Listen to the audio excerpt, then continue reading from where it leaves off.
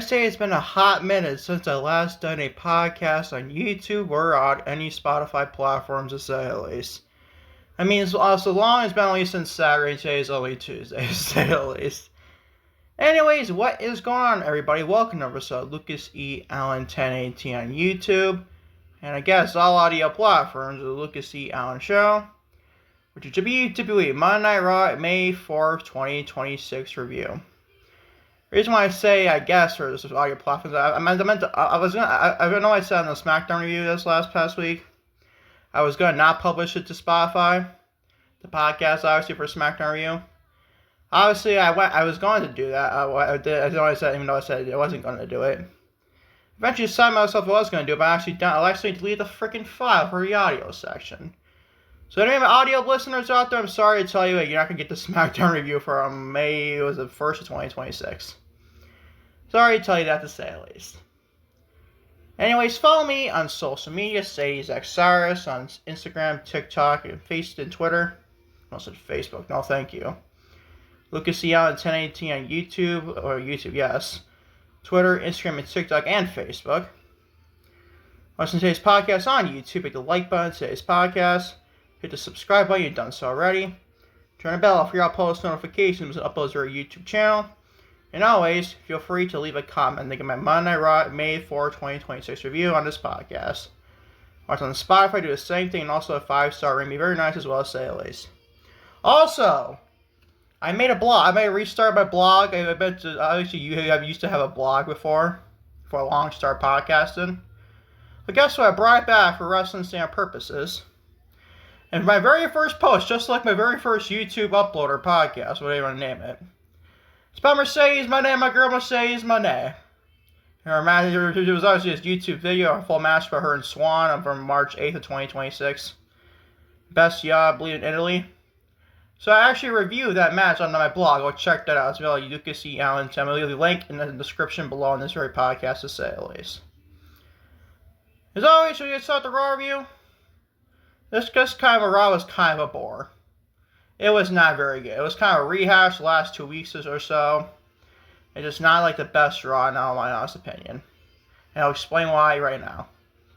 So I brought a few good things on the show. Seth Rollins, even though it was kind of 4 weeks too, I like that point.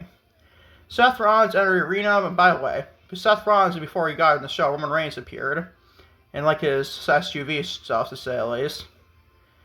And he especially teased a Seth Rollins and Roman Reigns match potentially for the World Heavyweight Championship at SummerSlam. I know there's conflicting reports going out there. Roman Reigns was scheduled going into June and stuff. Like, could he drop the World Heavyweight Championship to Giga to a Backlash? I don't know. I don't think that's the case. I don't think that's want to be the case, but still. Anyways, backstage, title or not title, they teased a match of Roman and Seth Rollins, maybe at WrestleMania 43, maybe in SummerSlam this year, for night 1 or night 2. I wouldn't mind to see that. I know we've seen a lot of those two wrestle before, but not really like a SummerSlam or a WrestleMania. When you had a WrestleMania match, it was basically a triple threat match. It was CM Punk and also had Brock Lesnar in one of those matches, 31 and 41 respectively. But still. Anyways, so Seth Rollins entered the arena only for him to get attacked from behind by Braun Breaker. Breaker assaulted Rollins, dropping him with a face first into the barricade. Then sent him into shoulder first into the ring steps. Breaker assaulted security before being backed off by the ramp. And the ramp by Adam Pearce. Not finished with Rollins though. He pushed past security and destroyed Rollins with a spear. Breaker stood tall and talked trash to Rollins and made his way up to the ramp to close things out. Promo here, or beat down the sailors. Best thing on the show to B+, assuming this is kind of a rehash show last week to a point. Maybe not last week before, there was a more of like a re-assault here. I actually like this. I like this promo. I like this segment a lot. It was pretty good. Short and simplistic, but still, I like this segment. Best thing on the show, believe it or not, people. Gets a B+. This is Raw. Raw was not good this week at all, bro. I'm going to explain why towards basically every segment we get to. Or we rehash the segments, champions getting pinned by like Penta. And what else? It's basically much more film. Minus like a Sol Ruka promo too, and there's Becky Lynch involved, but still. Even with Roman Reigns and Jacob Fatu was total rehash last week. We're going to get to that when we get to that, obviously. Speaking of one of those rehashes, JD McDonough defeats Finn Balor, C+. Not a bad grade, very solid match. Another freaking rehash. There's another rematch. Yeah, this was a couple weeks ago. We were going to WrestleMania when Dom was feuding with Finn Balor still. It's still honestly still happening, but still, oh my god, man. Like, we got Balor guys win at WrestleMania. Can we not end this shit? What, is Dom going to be continue feuding with Balor and maybe replicate Roxanne Perez? I'll be honest, Roxanne Perez is the highlight of this whole freaking match. Her look and backstage and stuff like that. We had Roxanne basically telling to live and stuff. Basically teasing that Roxanne could potentially be leaving the Judgment Day soon. Maybe have a babyface turn. And you know what? Sign me the fuck up. That is your SummerSlam match for the Women's World Championship. Or maybe a SummerSlam. Maybe she wins Money in the Bank. What might I either? Whatever Jimmy wants to do with that match, if Roxanne Perez should be the next one to dethrone Liv Morgan for the Women's World Championship. Anything else would kind of be stupid if you ask me. At least looking at a Raw roster right now, to say at least. But it's honestly, Roxanne Perez only needed to come out of this freaking segment or match. She was not even involved in the match with Balor and JD McDonough. You know, she got like the hammer and stuff like that. Hit Mr. Balor, basically turning him for now, quote unquote. I gave it a C+ and a good match. I just don't even care to see this part, honestly, but still. Moving on to Ethan Page and Rusev defeat Penta, the reigning defendant WWE Men's Intercontinental Champion, took a pinfall on the show against Ethan Page and Javon Evans. Another C+. It's a very good tag match. Just didn't like your champion getting pinned here, honestly. I don't like champions losing matches. And then this just these two, the both tag teams. Can they coexist, pal? Really? Basically kind of like that. You know, Penta and Javon really did coexist, and same thing because guess what, Rusev and Ethan Page, but still. Give it a C+, another good match. I just didn't freaking care. I didn't care, bro. Another tag match and your champion took a pinfall here. And on to your second best thing in the show, Solo Ruka. Your soul has been snatched. Well, she almost snatched her leg on the when she botched the Soul Snatcher on Becky Lynch. This is nerves probably there for her. So Ruka joined Adam Pearce, Raw general manager in the Square Circle, to sign her main roster contract. Before she could put pen to paper, Becky Lynch, the reigning defendant WWE Women's Intercontinental Champion, interrupted, spoiling her big moment from confronting Pearce. Ruka cut off her ramblings and called Lynch a big-headed bitch. She got a pop out of me, honestly. Not that I hate Becky Lynch, but still. I don't hate her at all. I'm one of my favorites, honestly, but still. But before signing her name on the dotted line, she threatened Lynch and warned that if she ever interrupts her again, she'll not only kick her ass, but also snatch her soul. Lynch tried a sneak attack, but clocked Pearce in the face, so it was like a freaking punch to his face. Then a lesser stellar soul snatcher as Ruka stood tall, obviously because Soul, I guess, slipped in the top row. So you're hearing all online. Oh, Soul Ruka botched her first main roster soul snatcher. Oh, she sucks. Get her off my television. You can just bullshit like that. Accidents happen, dude. Accidents happen. The best of the best botch. I'm a Mercedes Moné fan. I'm my favorite, my girl Mercedes Moné. To be honest, she botches at times too. Shit happens. Shit happens, dude. You can't really blame, like, and then Becky, you know, obviously I'm a big fan of Becky Lynch too. I'm not giving her credit here. She kind of, as well, did not take the Soul Snatcher lightly. She kind of, like, sold it awkwardly, too. But I'm not going to bail on year one. Soul just had her fuck up. It's just fine. I mean, shit happens. She's probably nervous with her first main roster signing the contract. It's probably a real moment for her. For a nice moment for her to say at least. So I'm not only going to blame her. She ain't like a Nia Jax who basically injures people. She's a great pro wrestler and very good. What she doesn't injure a lot of people do. She don't injure any people at all. It just shit happens. I like the online at IWC though, where they declined, like, this is AI generated video and shit. I was like laughing my ass off. I wish it was, honestly. I wish it really was an AI generated video, but still. Not that I like AI either, but you get the point, obviously. Shit happens, what I'm basically saying, people. We're not all perfect. The best of the best. Io Sky, Mercedes Moné, as mentioned, those two have been the best in the world, I feel. They botched too. Shit happens, especially even when it goes to a suicide dive. Don't let me start with that shit. I think people should ban the suicide dive. But honestly, I enjoyed this segment. Despite the botched Soul Snatcher spot, I like this promo quite a bit. I like Sol Ruka's intensity here too, a little bit too, a little mini intensity from Miss Sol Ruka. I like that quite a bit. And she should really want to beat Becky Lynch for Women's IC title, especially if Becky does not need that IC title. She needs more in the main event scene. Not that she should go after World Championship anytime soon. She's got Liv Morgan. She's a heel, obviously. I know, Roxanne Perez, she wins the championship as a babyface. She wins her first partner will be Becky Lynch. I don't know. We shall find out. But gave us a B. It was a good segment despite the Soul Snatcher boss to say. It's just a B. Now it's basically a good thing on your show still, people. The rest of the stuff was your rehashes or just filler. Just filler and rehashes, people. Joe Hendry versus Austin Theory. One half of the reigning defending WWE World Tag Team Champions. Ends in a disqualification for Logan Paul and other half Women's World Tag Team Champions. Caused that DQ, and after the match, all chaos broke loose. The Street Profits coming out, making the save for Joe Hendry, and Braun Breaker coming out with Seth Rollins, and then Breaker gets spears Rollins again. Whatever, bro. A big fat motherfucking save.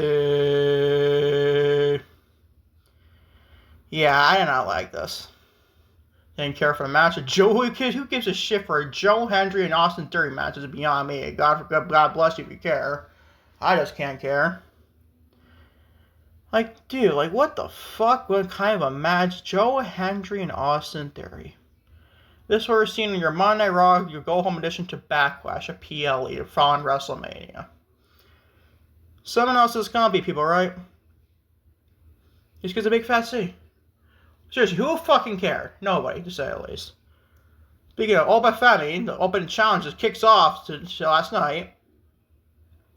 Oba Femi defeats Otis. Some people are saying this is the greatest thing on Raw. This is the greatest squash match in professional wrestling history. I'm sitting here thinking, are you fucking drunk? Granted, was there spots in this match that gotta be freaking an odd? Yes, like Oba Femi lifting Otis on in his heads and basically like what he calls that. Not the fall from grace. He basically over the top like tossing Otis around like he's a freaking cruiserweight. Did I audit that? Yes. Otis is a big boy, obviously. You know about that, obviously. You're a professional wrestling fan. Obviously, you're watching my podcast, obviously. But I'm not going to say it's like a biggest squash match in professional wrestling history. Who the fuck? What? You know, Bleacher Report is giving us an A+ and shit like this. Like, mine is not even close to that. It's a C+. You can gratefully get that. Coming out of WrestleMania with Oba Femi just basically retiring Brock Lesnar, quote unquote. And I think Brock's got another match with Gunther at SummerSlam. We get Oba Femi, no plans to fund the retirement, quote unquote, Brock Lesnar. There's open challenges and just this shit with this. I like Otis, don't get me wrong. I think he's very good. I'm hoping he gets better television. I mean, then he gets tossed around the cruiserweight here is not. You give me hope, honestly, for him. But still, it's just a C+.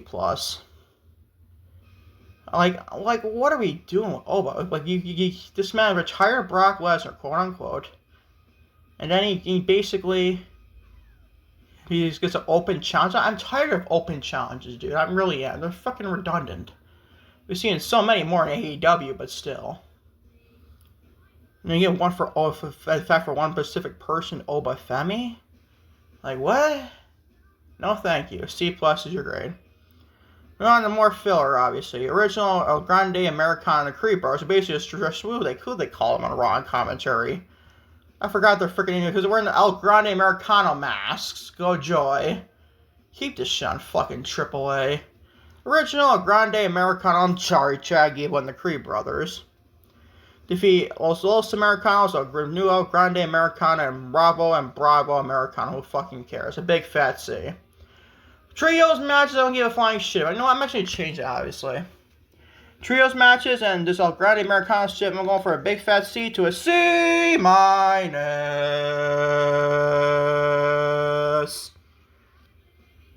don't care. I really don't care. This show is fucking boring. I was going back and forth giving us a C or a C-. I wanted to decide to be generous. No, I'm not going to be generous anymore.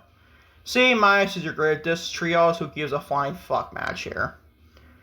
Seriously, who cares? Keep this shit on AAA. I mean, AAA stuff is way better than this shit. I'll tell you that right now. Moving on to your main event segment, it's basically a rehash of last week, honestly. Roman Reigns, WWE defend WWE World Heavyweight Champion, sat at the head of the table. There's really interesting there. Talking to Jacob Fatu, who had their match Saturday night for the World Heavyweight Championship at Backlash. He took exception to the disrespect shown to him and claimed to have brought Fatu into the company by way of bringing in Sol Sikoa. Fatu reiterated his motivation for targeting Reigns and broke out the same taunting death grip he used last week to leave Reigns. Lying this week, he signed a contract to close out the show. The Reigns signed a contract beforehand. Another big fat C. Listen, was it bad here? No, but it's a fucking rehash of last week. Just one people were just signing contracts. The only difference what it was. So I can't really give that like a positive grade, dude. I'm grateful to get a C. I'm not saying it was bad. Like that's why I get a C. You know, C's are not good, but still. But honestly, bro, did you freaking care? I mean, man, it's Roman and Jacob. It's family history. I get that. I understand that. But it's basically a rehash of last week. What do you want me to say, people? Basically, I hear my freaking. I gotta take apart my headphones there for a second because those obviously getting charged up and shit. How can you people just saying this is like a good closing segment for your main event for Backlash? Actually, probably is your main event for Backlash. Like, it should be a fun match. Jacob Fatu and Roman Reigns to a World Championship means sign me up. It's pretty good. But how do we get here, like, with this segment, which is freaking this rehash of last week? That's what I mean about Raw this week. It was freaking boring. The same shit we saw previous week in Raw after WrestleMania. Like, I don't believe what this show was. At first second, I thought I was watching Raw from April 28th or 27th, whatever day it was last week, or it was Monday. I swear, I thought I was watching Raw from last week. Not this week. Unbelievable. Unbelievable. And this gets a big fat C to closing off your show, man. Your World Show grade for Monday Night Raw, May 4th, 2026 is a C+. One of the few good, not good Monday Night Raw shows of all year. I want to say it's the worst one. I mean, it's definitely one of the worst, honestly. It was not a great Raw whatsoever, people. Not good at all, in my honest opinion. And this overall show grades again sends to like a C+, like I said, for May 4th, 2026 episode Monday Night Raw. That is your WWE Monday Night Raw, or Monday Night Snore, my Snore Raw for this week. Your Monday Night Raw, May 4th, 2026. You just realized your Star Wars edition of Monday Night Raw. And it's just tonight's episode of NXT, just Cinco de Mayo edition of Monday Night Raw, or Monday Night Raw, NXT, excuse me. Sorry, people. But that is your WWE Monday Night Raw, May 4th, 2026 review on this podcast. As always, thank you all for watching. Look at see Alan 1018 on YouTube and all audio platforms. Look at see Alan Show. WWE Monday Night Raw, May 4th, 2026 review. I'm hoping to do another podcast today. I don't know what it'll be yet. That'll be Limit Center. But it's not like a lot of those. There's a decent amount of news, but not like news that I think is reliable to a point, in my honest opinion. Where it is, if it is the only upload for today for Raw, I'll keep you all posted on Twitter, LuceASX, to say at least. As always, peace and love, right? I'm out here. Love you all big time, to say at least.